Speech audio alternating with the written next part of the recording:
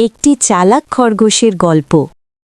একসময় একটি ঘন জঙ্গলে থাকত একটি ছোট্ট কিন্তু খুব চালাক খরগোশ। জঙ্গলে সবাই তাকে ভালোবাসত, কারণ সে কখনো কাউকে কষ্ট দিত না। কিন্তু জঙ্গলে এক ভয়ঙ্কর বাঘ ছিল, যে প্রতিদিন একটি করে প্রাণী খেয়ে ফেলত। একদিন বাঘ ঘোষণা দিল, আজ থেকে প্রতিদিন আমার কাছে একজন করে প্রাণী আসবে, না এলে আমি পুরো জঙ্গল ধ্বংস করে দেব। সব প্রাণী ভয়ে কাঁপতে লাগল। তারা পালা করে বাঘের কাছে যাওয়ার সিদ্ধান্ত নিল। একদিন খরগোশের পালা এলো।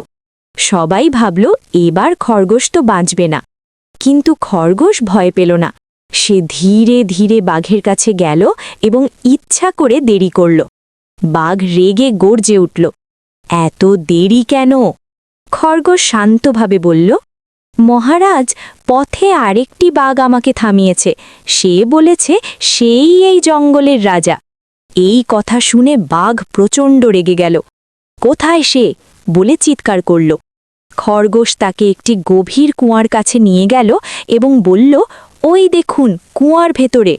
বাঘ কুয়ার পানিতে নিজের প্রতিচ্ছবি দেখে ভাবল সত্যিই আরেকটি বাঘ আছে। রাগে অন্ধ হয়ে সে কুয়ায় ঝাঁপ দিল।